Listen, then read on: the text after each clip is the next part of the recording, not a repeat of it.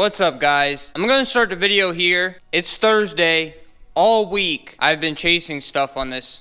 Okay, I've replaced everything. Tried to start it with my old ECU, then a subscriber came over, he brought his car here, we took his ECU out, we knew it was running, we tried it with that, we put it back to stock injectors, everything back to stock, still wasn't running. I replaced every sensor, every coil, everything. I took off of his car and just swapped it over here. It was getting spark, it was getting fuel, it just seemed like it was not telling it to get spark at the right time. I'm gonna throw in some clips of me doing that. I ended up bypassing this relay. I did everything. Every single thing you could think of all week long. And last night, we decided to take the valve cover off, and I'm gonna show you right now that the engine builder screwed up big time. I don't know if this is bad. I tried this one both ways. I couldn't get it to fire. I got a new one. I couldn't get it to fire, so we thought it had to do something with the tune. We actually took that ECU out of my car, put it in Adrian's car, and his car fired right up. I'm getting fuel, I'm getting spark. I don't know what else it could be. Just sit here and keep diagnosing stuff. I have no idea what it could be that's not starting. Adrian, who's a subscriber, he came over the other day to help me out. He's got a stock ECU. I'm gonna put my stock injectors back in and try it with his stock ECU, see if it fires. Go over everything from top to bottom again. Probably pull the dash and stuff back apart, check the wire harness in the car. If you weren't here back when I sanded this engine bay and took it all apart, the main wire harness that goes through the engine bay goes up through this fender into the car. And there's 3 plugs on this side, and there's 3 plugs on that side. Maybe one of these plugs I just didn't get snapped in all the way. I don't think I would be that stupid, but I mean, I have done stupider stuff. So I'm gonna take these wheel liners back out, pull that wire harness out, see if everything's plugged in like it should be, and if there's a problem, I'll show you. I've literally just been pulling my hair out for the past 3 days, especially today after the ECU fired on Adrian's car. It's something to do with something that I missed. Alright boys, just quick updates today. Got this fender liner out. I'm gonna take this all back out, make sure everything's plugged in. Okay, so his Dodge Stealth started with my ECU. Yep, with the AEM. With the AEM, okay? So something's gotta be wrong with my car. We're just gonna sit here and start throwing money at it. I don't know what else to do. Let's check all these pins and make sure they're all good. Nothing came out. Yeah, I'm getting fuel. You hear the fuel pump. Okay, just gonna catch you guys up real quick. I haven't really been recording. We're just gonna put everything back to stock.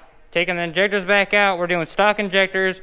We got a good stock ECU that just came out of a running car. And if it doesn't run then, I really screwed something up, I guess. I don't even know what I would have screwed up. I've gone over this thing literally 10,000 times at least. So I'll bring you back once this is all put back together with stock everything, new plugs, and the stock ECU, and we'll see if it cranks over. I really don't know what's going on, guys. What's the cranking fuel pressure? Like 60.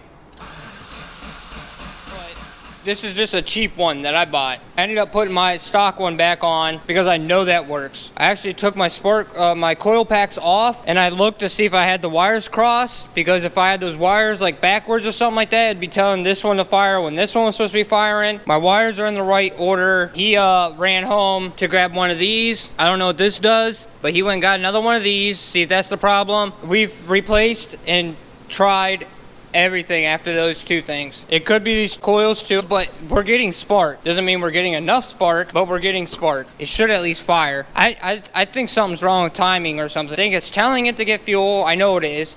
And it's obviously telling it to get spark. We've tested that over and over and over again. I think it's sparking, just not at the right time, because we pulled these plugs back out and none of them have been fired. But we take the plug and we leave it plugged into the wire and we tap it here and I turn the key and you can see a huge spark coming off of it. Clear as day. It's definitely sparking the spark plug. So let me put this all back together and see if it turns over. I'm gonna put some starter fluid in there.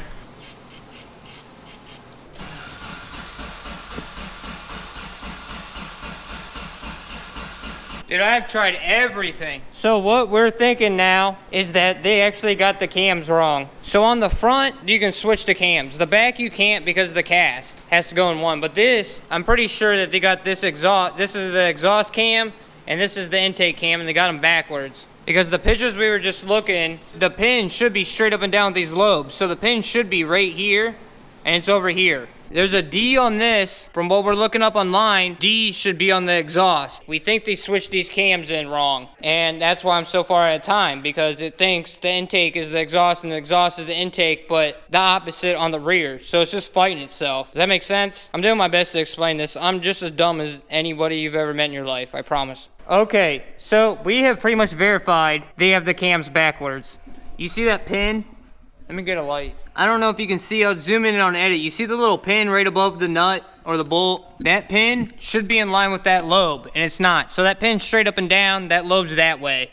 That's the exhaust cam. The intake cam, you see that pin? Right there, there's pink paint on it, kind of. That's in line, that's intake cam.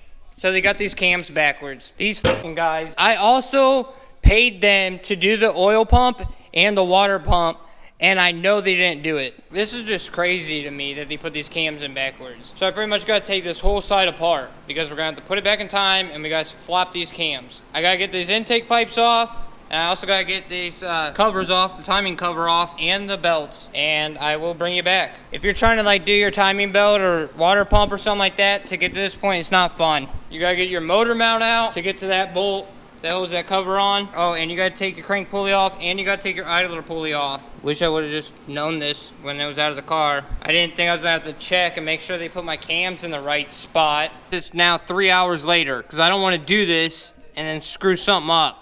You see that? That's a D. No matter what I've looked up, D is always the exhaust cam. I also was just thinking, I was talking to my cousin, these valves could be bent now. So this thing might just be trashed, this whole head. I talked about this before, but now that I got a little bit more room to work in here.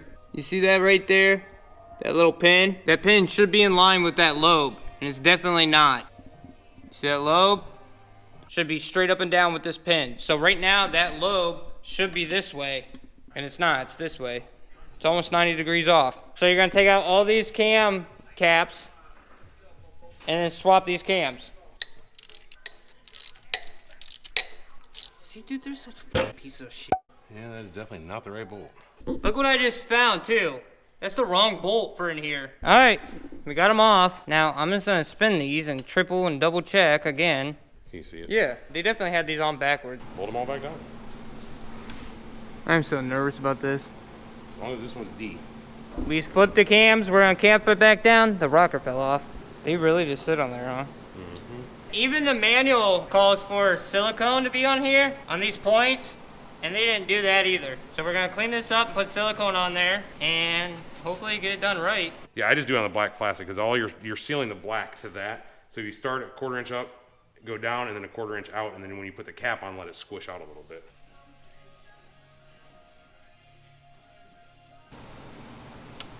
Okay, the cams are where they're supposed to be. You see how that says F now? You see how that says D? I'm sitting here second guessing myself this whole time because, I mean, the engine builder that I paid a lot of money to rebuild my engine, it's hard to see that they got that wrong, but I'm pretty sure they did. So we're gonna throw it back together and get this thing in time. Okay, so you kind of are caught up to date. Probably threw in some clips of me replacing sensors, starting it, trying it with different ECUs, stuff like that. And you just seen that the cams were wrong. He had the intake cam where the exhaust cam should be and the exhaust cam where the intake cam should be. We put it back in time, which when we did check time, the engine builder had it 1 tooth off. I'm gonna butt it all up, put it all back together, get the covers back on, put a stock ECU in it, and see if it fires up. That's where I'm at right now. My biggest fear is that I bent valves. Now, I turned this over by hand before I put it in the car, and it didn't ever get tight. Like, I don't think I was hitting valves. Like, if you guys remember, before I put this in the car, it was sitting right here on the subframe. I put a breaker bar on it, and I turned it over probably 10 revolutions. It never got real hard. I mean, it got a little tougher on compression strokes, but the plugs were out. It never, like, got seized up like it was hitting valves. But I have tried to start this thing 30 times. I even had it running there at the very beginning on my ECU. It just was constantly out of time. It just ran really, really bad no matter what I did to adjust the time. It was like it was misfiring the whole time because these cams were in backwards. So hopefully I didn't bend any valves. That's the only thing I have to worry about. If I did, I just gotta do this head. Now the thing is you're like, oh, well, did you check the back ones? You can't mess the back ones up because the cast only goes into one cam. You know what I mean? So you have to have the back cams right you can crisscross these front ones. And I'm pretty sure I explained on how to tell the difference if you're trying to do cams yourself, but it was kind of ridiculous. Let me button this up and I will bring you back. Okay, got everything all back together. Cams are swapped around. I've turned it over a lot to make sure I didn't hit any valves. Just pray that I didn't already bend valves. Everything is running stock right now. Let's see if it works.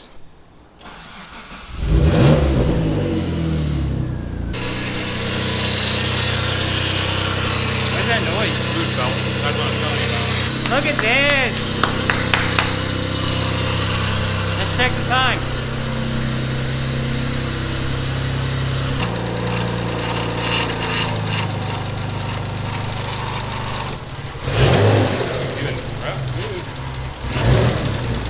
Got way too much fuel pressure.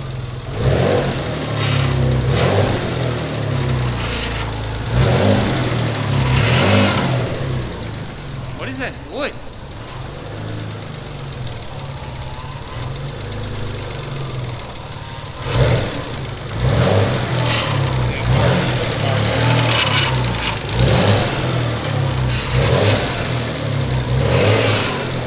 So it looks like that cheap power steering pump I got is junk. It's just whining, or I ran it too much out of fluid when I was trying to run it before. It's just dripping fluid everywhere. My power steering cooler is leaking a little bit. Dude, this is so sick. I have no AFR. I got good oil pressure. This sounds great. You want to fix that leak real quick? Yeah. Alright, I'm gonna fix this power steering leak. I'll bring you guys right back. Okay, so all I did was I put that power steering cooler in and I flared out the factory lines, and I just put smaller clamps on there. Before, I think they were too big. They were kind of moving around. Now I can't really move them at all. So that should be good. How many times am I gonna spill transmission fluid all over the place is my question. Dude, I am so excited that this thing is running.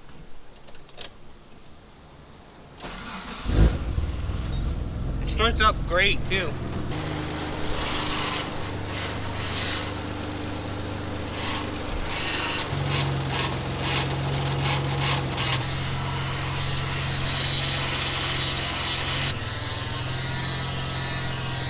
This oil definitely needs changed because it's probably just full of fuel.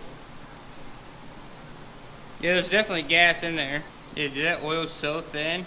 That is so sick that's running. Alright, so it's been running. We got it running. It's running great, actually. It sounds good. But my front main seal is bad. They didn't put that in right. It's just dripping oil. You see that? That's oil. It's just dripping oil out of the front main seal. These engine builders, it's Story Motors, by the way. I just called them to see if they would make it right. This is what I did. I asked them if they would at least warranty this if I go and I put it on the dyno and it blows up. And they said that they're not going to warranty anything that I'm trying to make power out of. Don't ever take anything to Story Motors. The cams were wrong. I didn't show you guys either that they never replaced my oil pump, because the oil filter housing right here bolts on the side of the oil pump, and those bolts were stripped out, and I told them that. And when I got it back, they were still stripped out. I just never showed any of that in a video because I didn't want to talk bad about them. The water pump bolts were loose. They never tightened down the water pump. So they just did a horrible job rebuilding this engine. But at least it's running. It's running. It's in time. It sounds good. Let's see if we can see that main seal leaking again. It could just be the oil pan. It's about to drip. Right there. Right there. It's probably the main seal. And I guess it could be the oil pan. It actually might be. It looks like they just got a glob of silicone right there. But regardless, this is bullshit. Worst engine builder ever. You guys seen that the cams are wrong.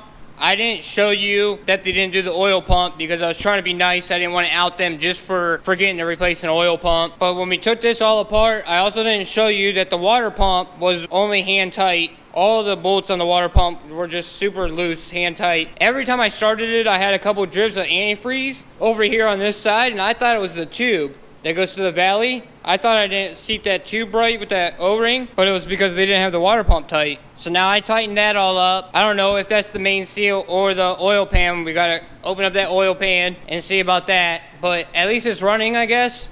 I kind of need to go through everything because I can't sit here and throw a bunch of power at this thing if like rod bearings aren't torqued down. You know what I mean? Or if like cams aren't torqued down in the back. It just sucks that I paid Story Motors to do this. I called them and they don't want to have anything to do with it. They think I'm lying about the cams being backwards, by the way. They do. He just kept saying, I can't believe that. I can't believe that. And then the main seal, he says it's my fault because I pulled the harmonic balancer off. That has nothing to do with the main seal. The main seal's on the other side of the time. It's nowhere close. Me pulling the balancer off has nothing to do with the main seal on this car. I don't know what I'm going to do yet. I don't know if I'm going to fix that oil leak, or if I'm going to tune this, or if I'm going to pull the engine out and go through everything before I put a tune on this. I can't make up my mind yet. I want to run it a few more times on the stock everything, stock ECU, stock injectors, stock everything, and see how it works. Before I still don't know what to do. Leave it down in the comments what you guys think. See you in the next one.